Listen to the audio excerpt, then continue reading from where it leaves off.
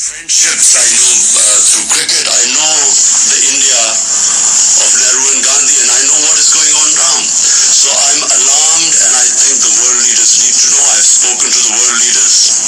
I've spoken to President Trump. I've spoken to Boris Johnson. I've spoken to Angela Merkel, to President Macron of France. I've spoken to the Muslim leaders. And this is the time for the world to act before this goes too far. Because this is the first time after the Cuban crisis, two nuclear-armed countries are going to come face to face. And what we fear is already the statements that are being given, that terrorists are being lined up on the borders of Kashmir, waiting from Pakistan to go inside. What sort of a nonsense is this? What possible benefit is Pakistan going to have now sending in terrorists when there are 900,000 security forces there? All that will happen is that there will be more oppression on the people of Kashmir. Why would we want to, what will be achieved from that except Pakistan will be blamed, and secondly, there will be more oppression of the people of Kashmir. But this is typical. I've heard Prime Minister Narendra Modi talk about this, that Pakistan should stop terrorism. What is worse than this sort of state terrorism that is going on? How can anyone justify 8 million people locked up inside? What justification could there possibly be for this? For 50 days? Meeting cancelled here. Anyway, I hope that, by the time I leave here, I will be able to apprise everyone of the situation. I also want the United Nations they have a responsibility. After all, it is the United Nations Security Council resolution that gave the Kashmiris the right of self-determination. And what is happening to them right now? Responsibility lies on the United Nations too. And also, I think finally of the world leaders, the big countries, the powerful countries, I would urge them to look beyond big markets. If this thing goes wrong, the effects will go way beyond the borders of the subcontinent. And this obsession with big markets and trade and all that, I mean, this is serious. And I again repeat, we do not know what will happen after the curfew is lifted. And my fear is that with 900,000 troops there will be a massacre. Yes, Mr. Prime Minister. Wait, Mr. Prime Minister. Michelle from Reuters, please go ahead. Thank you, Prime Minister. Michelle Nichols from Reuters. On behalf of the UN Correspondents Association, thanks so much for the news conference. There was a report earlier, as you said, you met with President Trump yesterday. There was a report earlier today that President Trump has asked you to mediate between the United States and Iran. Can you elaborate? Has President Trump asked you to take a message to President Rouhani?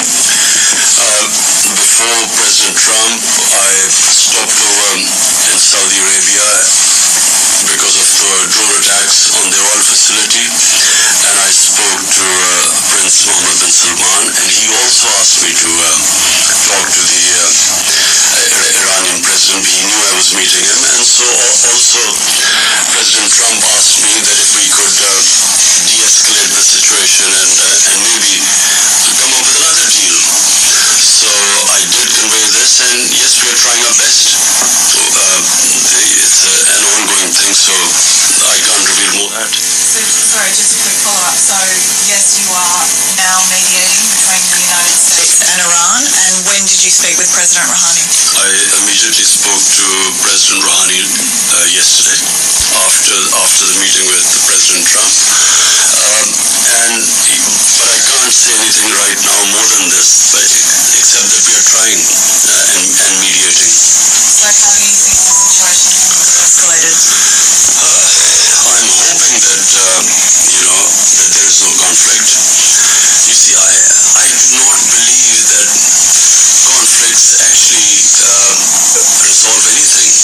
I mean, we have the situation in Afghanistan, and here's me on record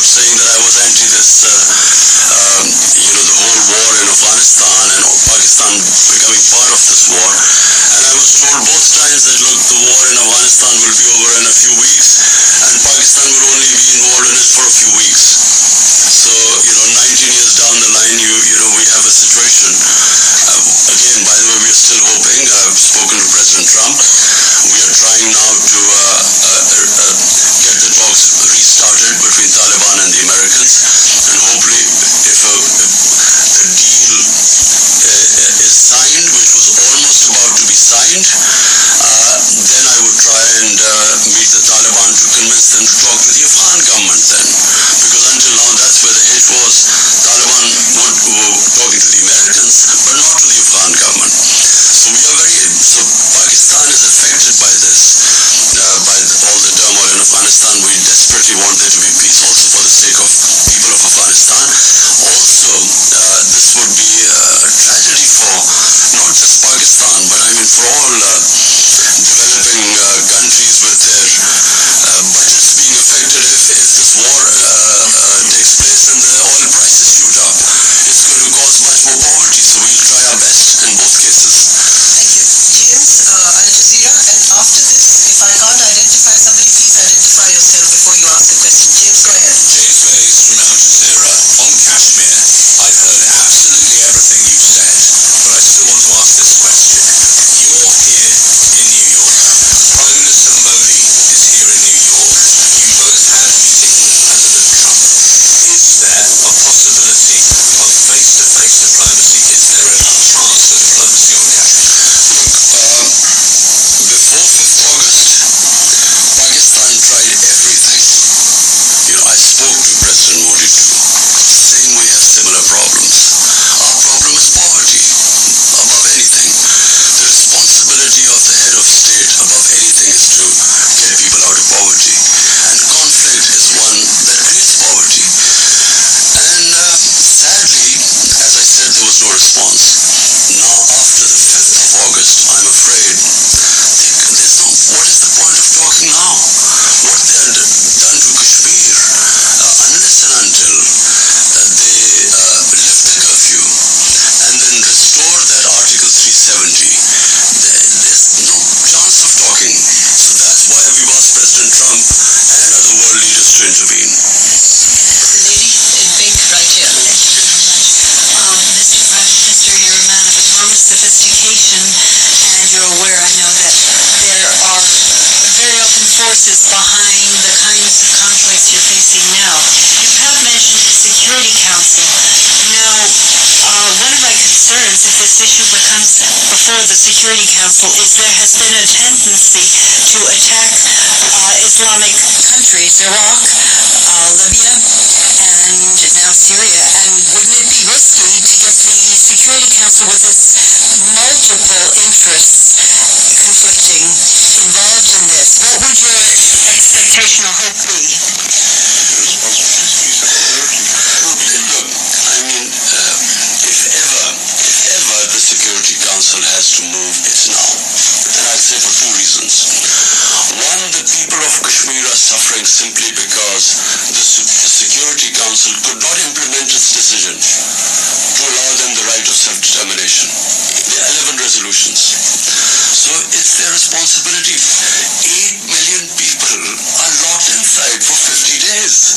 It's inhuman. So what is the Security Council for then? Second, this has a potential of the unthinkable. Two nuclear armed countries face to face. Surely the Security Council came into being to stop this. I mean, this is as bad as it gets. So here's me. The reason I start by saying I would not have come out of Pakistan because, we are just about coming out of a really difficult economic situation and governance issues and fighting a corrupt mafia. I would not have come here. But I'm alarmed because here's me. There's one Prime Minister that side, there's one this side. A sane mind can't think of the nuclear war. No sane mind can think of it.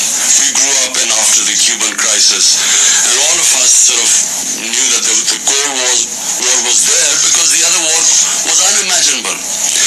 But when you have what you have in India right now, and I say this who knows India, this is an idea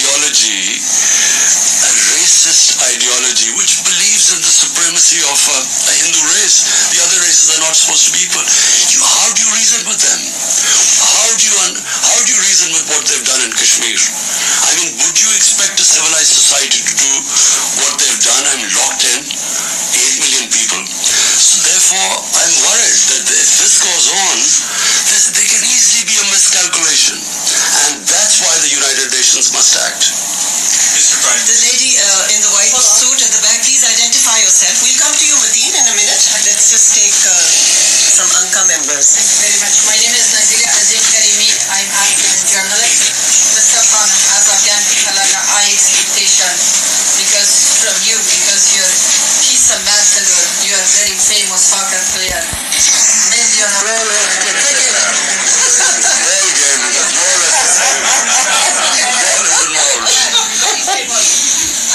as a peace ambassador, which role Pakistan should play to bring Taliban and the table to make negotiation with the Afghan government? What is the reason why they don't want to talk with Afghan government? Thank you.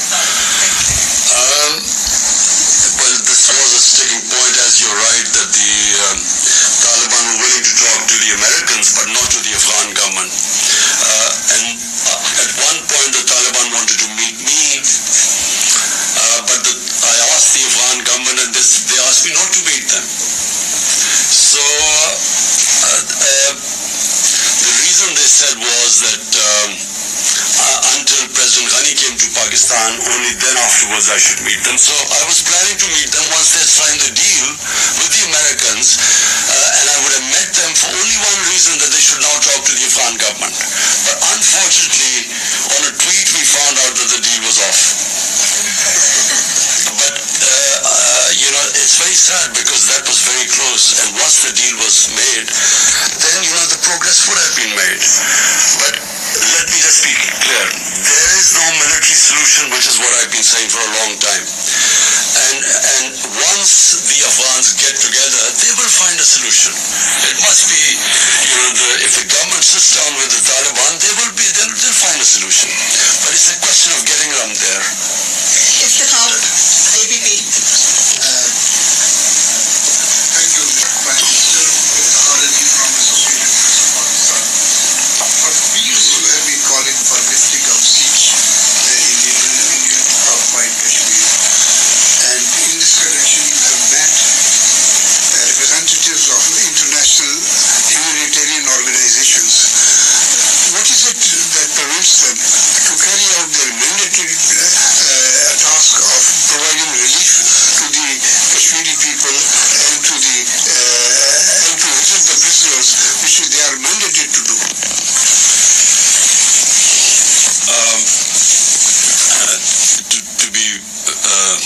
To be absolutely frank, I am a bit disappointed by international community. I'm disappointed first because, if 8 million Europeans were put under siege like this for 50 days, or Jews were put under siege, or Americans were put under siege, well, forget Americans, even 8 Americans were put under siege, but I'm talking about any other, would the reaction have been the same? They make statements and there is no pressure as yet on Narendra Modi to lift the siege. So we will keep mounting the pressure. And I will tell the UN, I'm speaking on Friday, I will tell them that if there is a massacre, what are 900,000 troops doing there? When India says that, Pakistan is sending these terrorists, 500 terrorists, what can 500 terrorists do in front of 900,000 troops? Why would you send 500 terrorists as what they're saying? 900,000 troops are not to fight terrorists. They are to control, intimidate and subjugate a population. And population, the entire Muslim population, This is why it is going to have repercussions far beyond Kashmir. Because 1.3 billion Muslims are watching this. Where is the world community? Where is the international community? Where are laws? United Nations Security Council had given them that right of self-determination. And what is happening to them now? So this will have repercussions. It's going to create radicalization. This is going to get worse. I'm flagging it right now because this is just the beginning. Once the curfew is lifted, God knows what is going to happen after that. Do they expect that the people of Kashmir, who already lost 100,000 people in over 30 years, do they think that just because India has revoked Article 370, they will quietly accept the status quo? They will accept that India has taken over and annexed Kashmir? Of course, this is going to be there's every likelihood of there being a massacre. So the world community will be responsible. Madeen Haider. Can I just add to what the Prime Minister said to your question, sir? The President of the ICRC met the Prime Minister yesterday, and he said that in order to go and operate in Jammu and Kashmir, Indian occupied side, they need permits. They've applied for permits, and they have neither been refused nor been given permits. So practically, they're inaccessible. Yes, Mr. Prime Minister over here. Madeen Haider, So you just expressed disappointment over international community's cold response. But you are saying at the same time you are making all efforts, meeting world leaders. What is the reason India is unmoved? And when you met President Trump, again he said that he is ready to mediate if requested. So when he will be requested? And second part of it, how serious is the threat of attack or adventure from the Indian side, and what is your defense preparation? Do we have the capability to thwart any possible aggression from India with full force? Thank you, Mr. Prime Minister.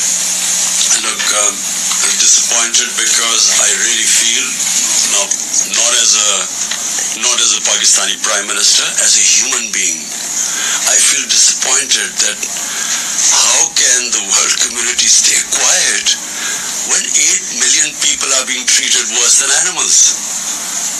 It's just simply disappointment coming from there.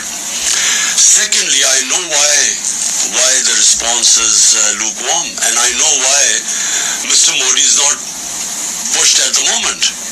The reason is because people look upon India as a market of 1.2 billion people. Sadly,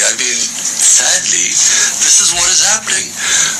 Material comes over the human. So it's because it's a big market. They know it's wrong. Everyone I've spoken to knows this is wrong. Some are appalled by it. But they keep quiet because in the end they start thinking of a market.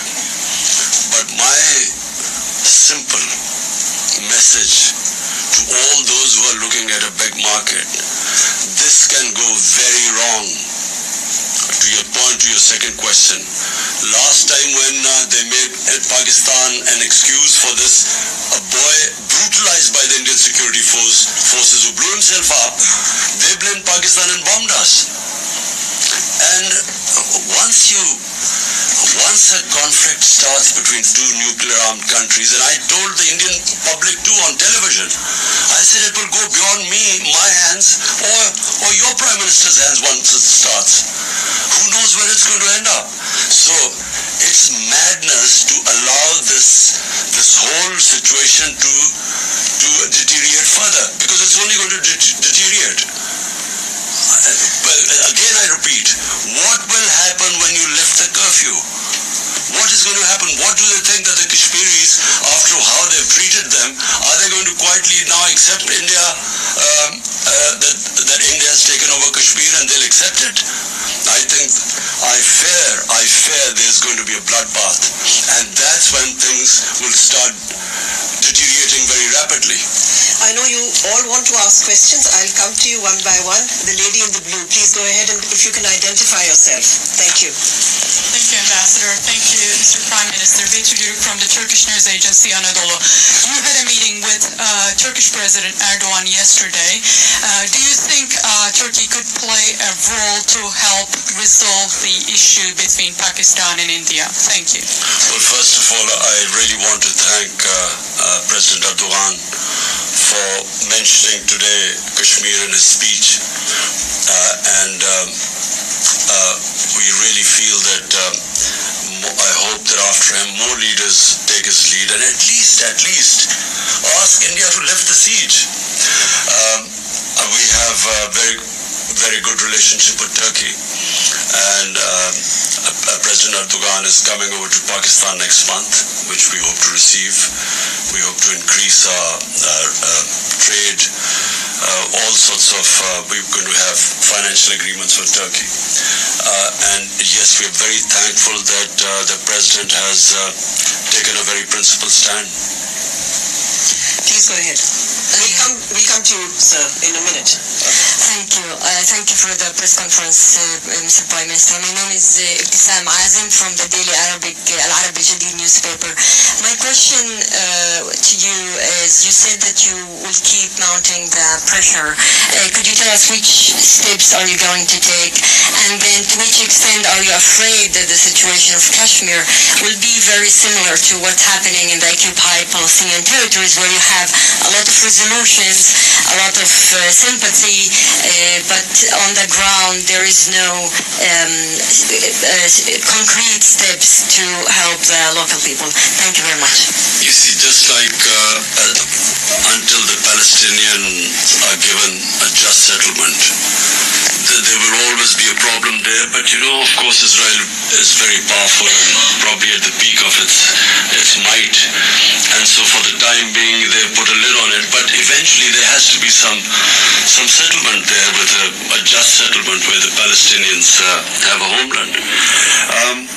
I think that Kashmir is going to be a bit different. For 30 years, people of Kashmir have wanted this freedom movement has grown. Today, the act done by the Indian government of shutting people in their homes for 50 days has alienated the entire spectrum of Kashmiri public.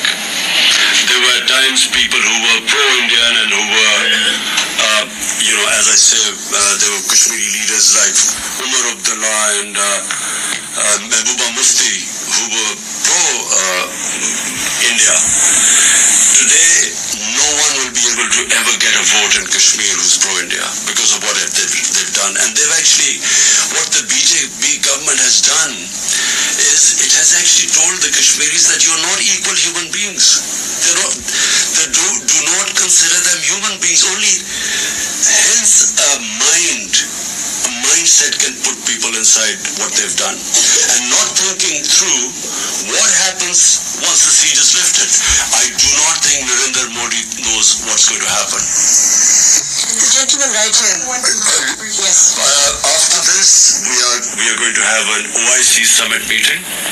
We will gather all the Muslim countries simply for one thing. The only reason the people of Kashmir are being subjected to this is because they are Muslims.